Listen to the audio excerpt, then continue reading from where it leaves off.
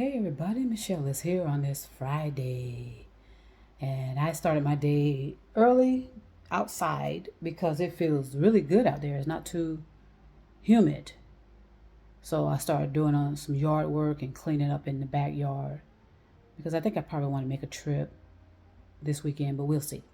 So I'm always contemplating, and that means I'm contemplating, I'm kind of sensing, receiving, just kind of thinking, not overthinking, but just thinking and attempting to bring things together, how I perceive things and how I receive it. And just attempt to bring it all together to where it's a logical, rational, reasonable, and an understanding perception or the thought process or whatever you want to call it. It's irrelevant. But in other words, as long as those factors are there, that it's understanding, is reasonable, rational, reasonable, logical. Okay. It can go across all levels of education. That's how people can eventually, on their own, kind of come to the truth if those elements are there. All right. So enough of that for now. So I recently heard something about that certain places are starting to restrict how people use outlets for charging their phones. Okay, and that gave me a spark about some things that I have been noticing myself. Okay, and paying attention to myself. So when I started meditation indoors. I can remember indoors, kind of, just doing all I can to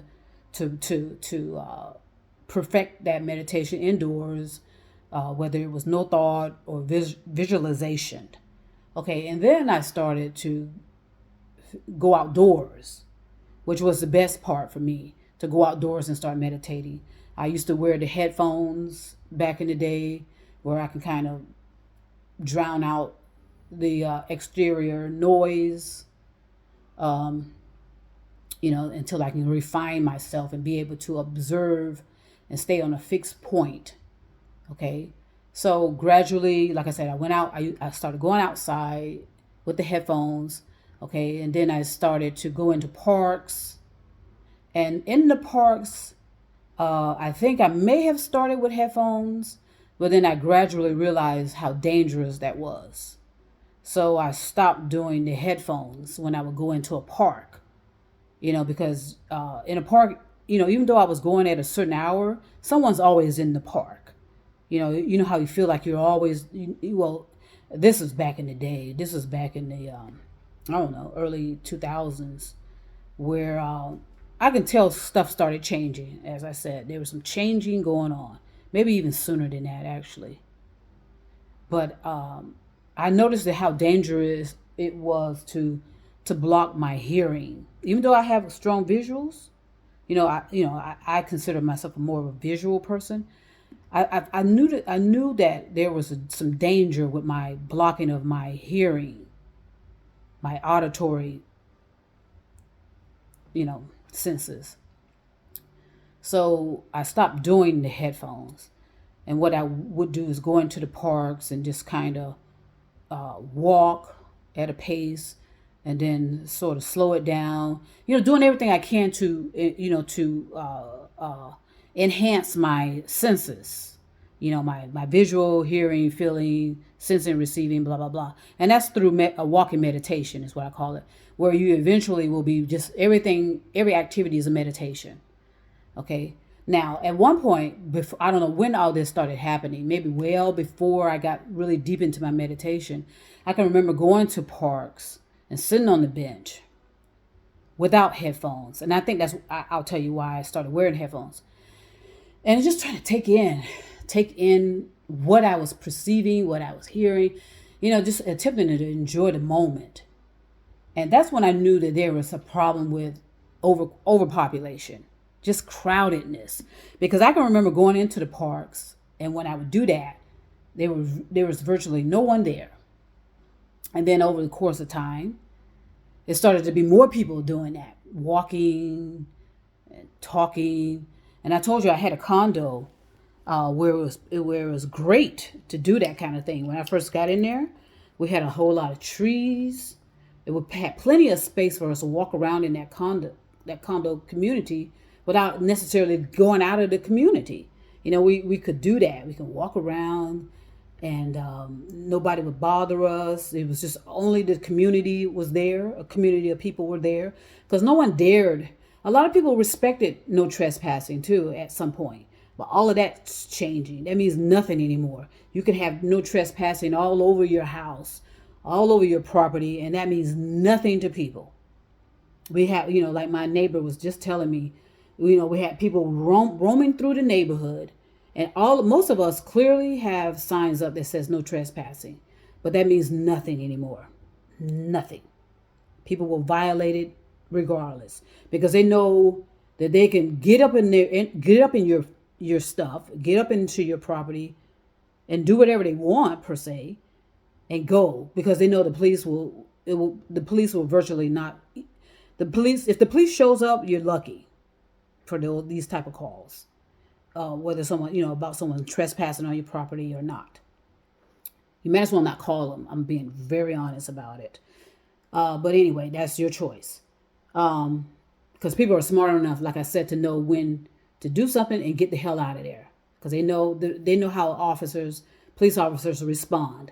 Okay, some citizens, especially the crafty ones, the ones that are sometimes more nefarious and have these intentions that may not be favorable, know how to navigate through stuff and get away with it, and nobody, and there's no consequences. So anyway, I can remember sitting in the park, taking in everything with my perception, my sensing, whatever, my senses. And then at one point, I noticed everything was piling up, more traffic in parks, more people. Okay, and then it was getting difficult for me to find parking. All right, because so in my community, what happened as well, the same thing. I noticed a whole lot more people. I noticed a whole lot more children and dogs, and I noticed people were not picking up after their dogs. They were letting their dogs just roam and shit everywhere, and they could care less. The owners, they just wanted a cute little dog, to walk with, to do whatever they wanted to do with, but not be responsible for if they shitted on outside of their home, that you're responsible for cleaning that up. That rarely happens unless they know that they're being watched. And some communities had installed cameras just to resolve it. And at one point, I think they were trying to collect the DNA of these animals to know who they belong, what owners they belong to, blah, blah, blah. So, I mean, if you understand what I'm saying, there's a whole lot of stuff developing quickly. Okay, you can go from peacefulness in a neighborhood where there's no one around to total chaos where it's just packed with people. And so that's what was happening in the condo, right? Because I remember I think I told you I used to be able to come out of my condo, sit on the bench, and not have a problem. Well, what was starting to happen is when I would do that, neighbors would come out and start talking to me. So that would interfere with the meditation. Because when you attempt to meditate, you want to, you just want to stay within the presence of what's really going on. I didn't necessarily want to be in any kind of conversation, okay, because that's distracting, actually. But that's what was happening. So I started to venture out, and then, like I said, walking around the community, the dogs, the people, the kids, that got crowded. And then I started going to the bench outside of my condo on a busy street, and that was fantastic. I used to do that at night. Go up there and sit and look around, look up into the sky, see the satellites. I doubt they were stars. I probably was watching satellites. But I loved the sound of the traffic. That's what I was loving, to hear the traffic flowing, going by. And then every now and then you'll see people. Well, over the course of time, the benches started, the homeless started sleeping on benches, started sleeping in the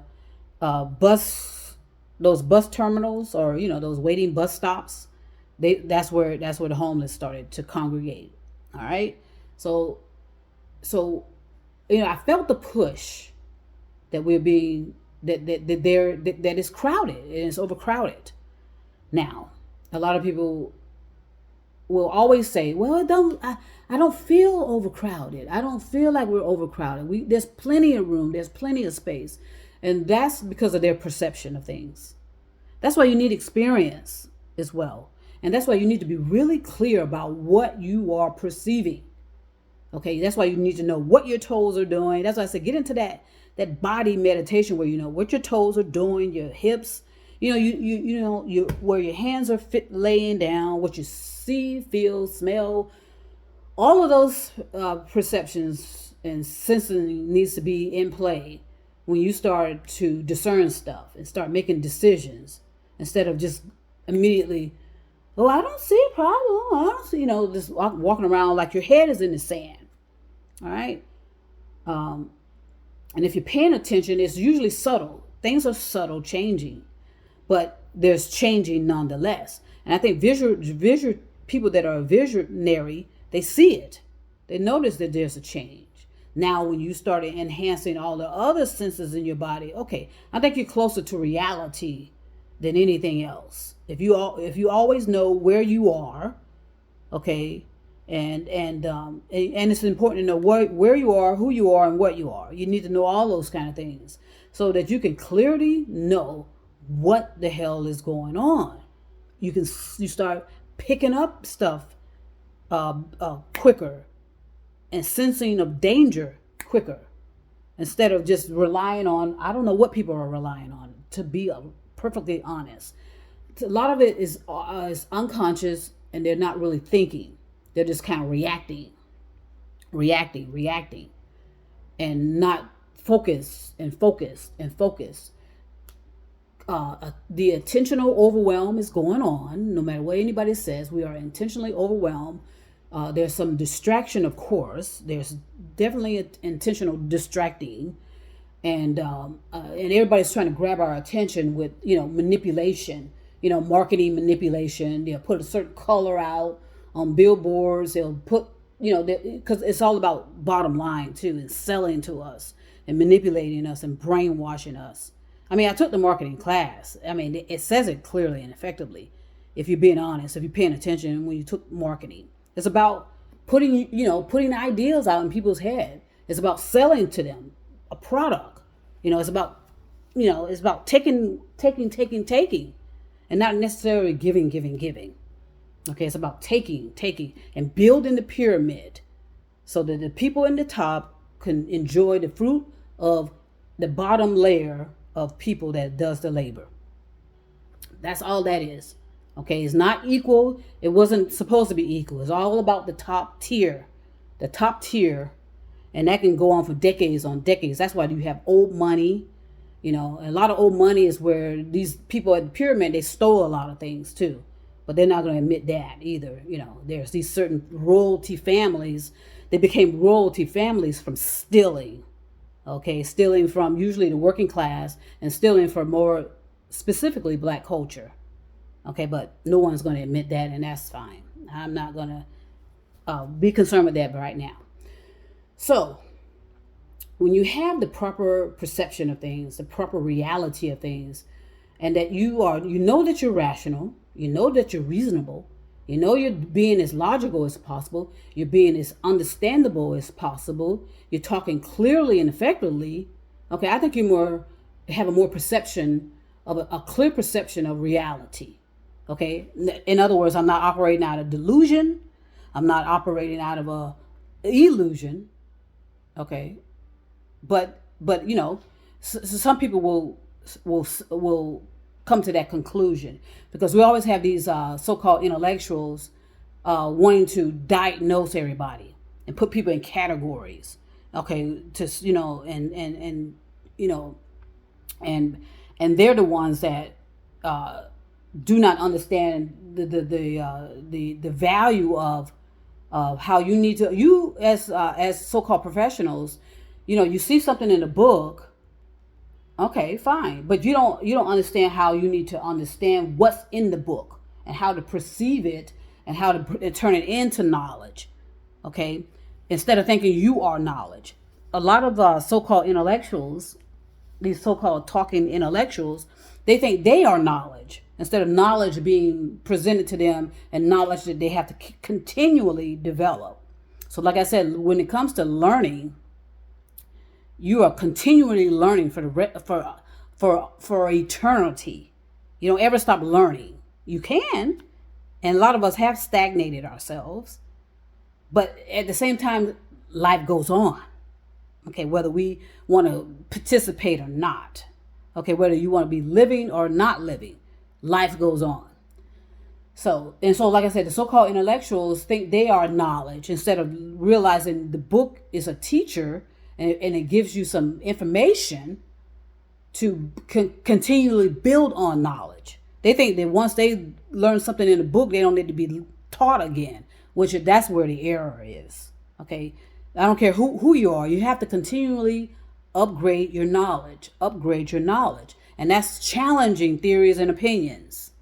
Okay, that's through conversation of challenging so-called theories and opinions. Even from the ones that we, these scientists that we hold so high in their perception of reality and what they taught us. You still have to challenge that. Okay, because remember, once you die, these so-called scientists died in the 1800s, they stopped evolving. Okay, and so it was our responsibility to take that knowledge and continually build on it and to bring forth more truth and more understanding. But we don't do that at all. We think, okay, we're knowledge and that's it. Everything's within us, which that's not true. You gain knowledge from the knowledge is perceived through you, sensed through you. You discern it, you judge it, and you have conversations with like-mindedness to understand it and elevate it more. But we don't do that. So anyway, sit on my bench. At one point, like I said, it was beautiful to do that. But then there was distraction of people always wanting to talk to you, and it didn't matter where I went. Everybody kept wanting to. See, the thing is, because of the energy that people radiate, it's going to attract people. And there's nothing you're going to be able to do about it, honestly. And so that's why a lot of us that enjoy aloneness is different from loneliness. All right. Aloneness means that you can be with people or without people, but you're sitting in a serenity of peace because you are paying attention to everything. You're in touch with everything. And that's magnificent, actually, if you can get to that point. And it doesn't matter if somebody's there or not. Okay, loneliness to me is whether, and it's the same thing whether somebody's there or not. But most people that are lonely, they're not in touch with what's going on inside of them at all. Okay, and so things are running unconscious in lonely people. Their thoughts are running unconscious, and so they're probably ruminating. But because they're unconscious, they don't know they're ruminating. All these feelings and unresolved issues are, rolling around inside of them, and they're not managing their emotions and their feelings. And so I guess that's how they perceive themselves, as being lonely and feeling like they're the only ones going through all of that. Because they're unconscious, they're delusional in most cases. And and they're dealing with unresolved issues. That's my theories and opinion on it. And those, you can have a conversation on it if you choose to. Now, like myself and others who are so in a blissful state when we are in an aloneness. I mean, that's like a peaceful paradise if you can get there. It's a lot of people say, well, it's a state of mind. Okay, you can say whatever you want. It's just words. I can't put it into words. All I know is it's like a paradise sometimes. Okay, but at the same time, I understand that there's a lot of thoughts and energy flowing all through the atmosphere and all through the world, and they're slamming into each other, and they do disrupt people, whether you're in your aloneness or not. You can still be disruptive. You can still be disrupted. When you are in your peace and your paradise and such. And so that's why it's important to keep moving, keep evolving, keep moving forward, so that you don't keep getting hit with all these you're going to get hit with thoughts, but you'll know whether they're your thoughts or not, based on how they're coming in, and it's a constant battle actually to know, okay, are those my thoughts? No? Okay, we're going to constantly have to do that for the rest of our lives because of the overpopulation, and and we don't understand the energy of our thoughts, and most people are unconscious. So sometimes you'll feel sad, and it's like, okay, is that my sadness? And I know, what am I sad about? I know it's not mine. I'm confident to know if I'm sad or not. That's how much I know myself. Then I can dismiss it. And you're going to have to keep doing that for the rest of your life. All I'm saying. I can be sitting here doing something, minding my business, and then something will come up. And I'm thinking, okay, is that my energy? So it's going to be a constant battle for the rest of my life and everybody else's life. How to distribute energy. Bum, bum, bum, bum. It's a constant. So it brings me to this. I heard recently, read somewhere, where now certain businesses and organizations are getting concerned about people constantly plugging their phones into the energy source. Think about that. And that tells you how, in other words, they're tired of people draining their energy. That's symbolic. Okay, that's literal. That's a metaphor. But that's more closer to the truth than anything. Yes, we are draining energy. We drain each other's energy unconsciously. Because what I started doing years ago, and I know that's when I know there's a manipulation as well with the distribution of energy, especially because of people draining energy. It affects everybody. Okay, whether you're plugging your cell phone in or you're draining a person's energy when they're just sitting in their aloneness, or whatever the case may be. You want everybody's attention on you all the time. You want to be the more knowledgeable one. You want to be the center of attention. That's draining people's energy when you do that. And that manipulation, that damsel in distress mentality. And that can go across the feminine and the masculine. That damsel in distress. Okay, and men can act that way as well. That's my point. That's why I say we got a lot of feminine straight males out there that do not know how to distribute their energy either, any more than women too, being more masculine than unnaturalness of masculinity, where it's not neutralized. And that has nothing to do with your sexuality or who you're sleeping with too, by the way. And a lot of people want to always take it to the bedroom. Let's take it to the bedroom, and worrying about the genitals and all that stuff. Get to that physical, the lustfulness of it, all of that. And people mix that up all the time. And those are people that don't have experience, of course, and going around talking about subjects they have no experience in. I told you back in the day, what they used to do with marketing is they'll know what everybody's searching for, and then people will come in and masquerade and claim to be experts in that, and they have no experience at all. And I'm sure that's continuing today. I'm sure it is. But anyway, in other words, they haven't walked the talk. They haven't made the efforts. They haven't, walked the talk basically, and genuinely had results that are easily reproducible. Okay, if these marketing techniques work, they are easily reproducible, and we would not have a pyramid. Think about it. So I noticed that I read that they're starting to crack down on people draining energy, and that's, like I said, that's symbolic, that's a metaphor, and it's literal. We are draining energy. Okay, we are draining energy, and that's going to come back and bite us. And destroy so many people because we're interfering all the time with energy, and that's the whole idea.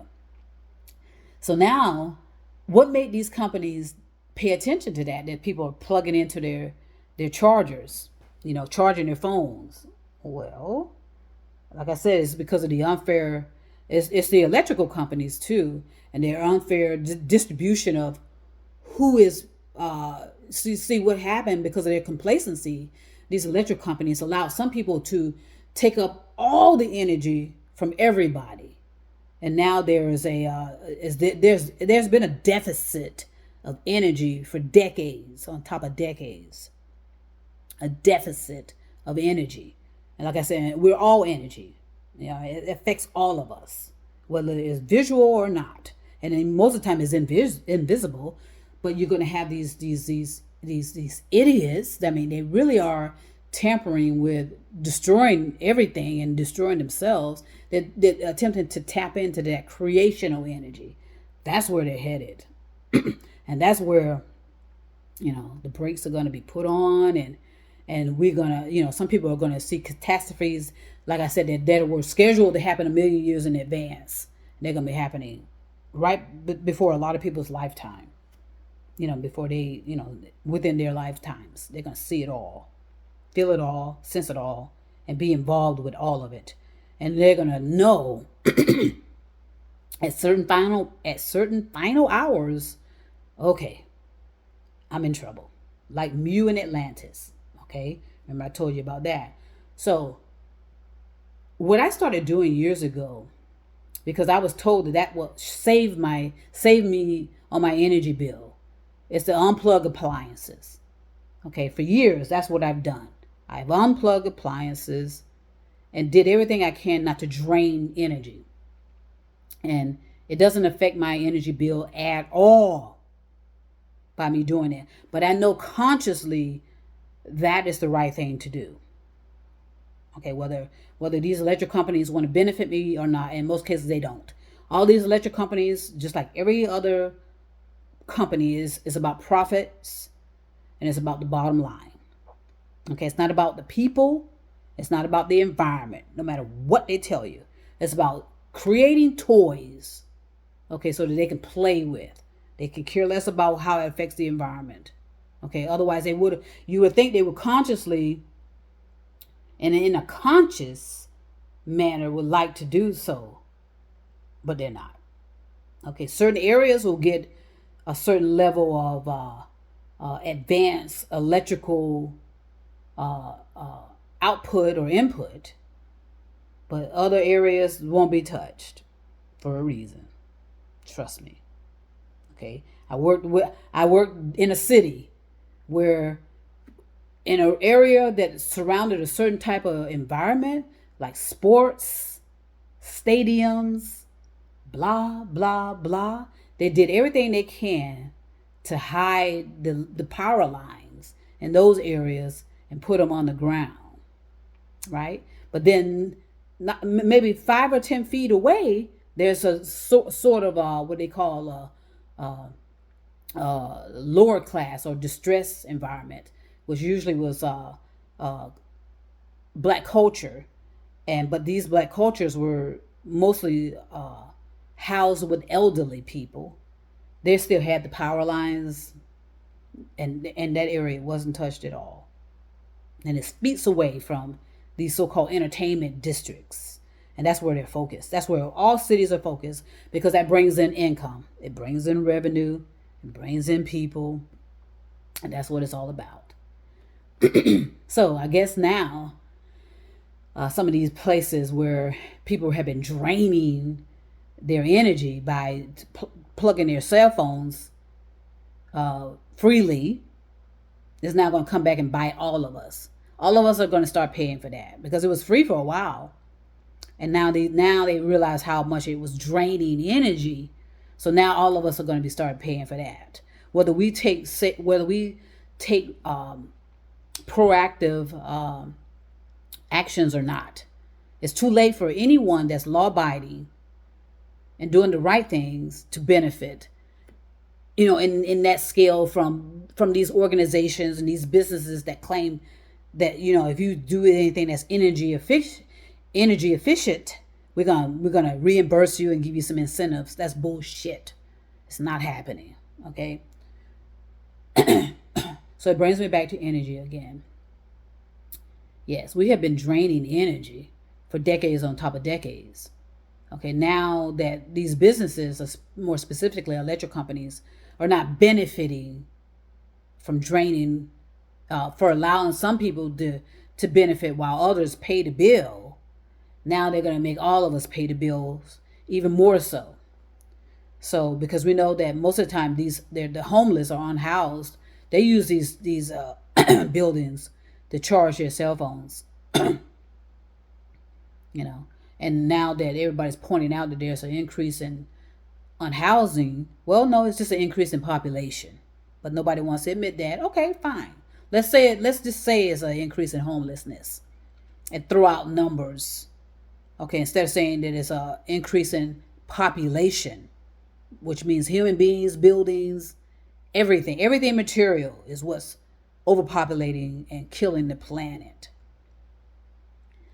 Again, the homeless got away with it for decades upon decades of just freely. I mean, well, as soon as we started, as soon as we invented more so the social media, where everybody is just constantly online and looking in their phones, and and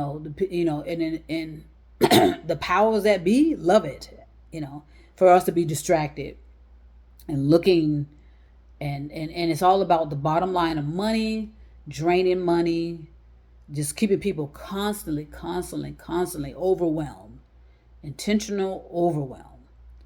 So now, again, it doesn't matter whether you are being energy efficient or not. You need to do the right behavior, whether you get benefited or not. And as I said, I don't usually have anything plugged in except the appliances that I use. I unplug everything, and it doesn't affect my bill at all. Okay, so it's bullshit and a lie when the electrical companies tell you that. Okay, all they do is redistribute the cost that the homeless does when they're charging freely, or anybody else that's freely charging in other establishments. It gets on the working class people all the time to pay the bills. So, but at the same time, I am still enthusiastic about paying attention to what I do, and I walk the talk and walk the right path, regardless of what everybody else is doing. Okay, and that's the beauty of it as well. When you are an individual, you still have a choice. There's still free will, and you make the decision how you want to conduct yourself. And then you would definitely reap benefits, but it may not be materialistically in some cases. Okay, rarely materialistic, and thankfully, because I want something more genuine than that anyway. There's something materialistic. I want to elevate my consciousness and take it as high as I can. And and I love learning. I love this exploring, discovering. So that's why I look forward to my second phase of my life. Whereas I want to be around more people, more human beings. I want to be able to interact a little bit more with what's going on around me. Kind of being in more of a busy state, busy little city, or busy city, where I can see a little bit more about, because I can handle it now. In other words, at first I was being bothered with people constantly coming up to me. Now I know how to handle it. Okay, I know how to handle it. So now I want to take it again, to get into a busy atmosphere, be around a lot of people, where there's a lot of restaurants around, a lot of activity, so that I can start to pick up and perceive a little bit more about what's really going on, and see if I can be more in touch with what's going on with the environment, and see how I can be more alert to dangers and this and that and the other. And you're more alert to dangers when you're around certain environments that have a whole lot of activity going on. And that's how you're able to pick up stuff. Being out here, being isolated, it's great, but then it can get you stagnated too. And remember, you got to keep moving. So that's why I'm looking forward to being in a city like that, where there's a lot going on, a lot of entertainment, a lot of traffic, and just a lot going on, but in a neutral way, not too overwhelming, you know, and see how I perform in that kind of environment, and whether I need to scale back from it or not. But I know that I don't need to be as isolated as I am here. I'm isolated, and and there are no like-mindedness around here, not at all. Sorry, and that's not putting down the neighborhood. Just we are in this environment here. We just don't relate to each other, and I need to be in around a crowd of people that we're relating, we're like-minded, we're talking on the same kind of level of conversation, and growing and building from that. Okay. Whew. So I hope all of that makes sense. If not, swipe it away. But understand that we do affect energy. Okay, whether we are plugging it into our cell phones or unplugging our cell phones, whether we're interfering with someone's thoughts, someone's meditation, someone's physical environment, we affect the energy of all of that. And sadly, the majority of us are going to reap not the rewards of it, but reap the devastations of it. A few will reap rewards if they travel the right paths through all of this. But the majority are going to reap the destruction of the complacency and the procrastination, the delusion, and the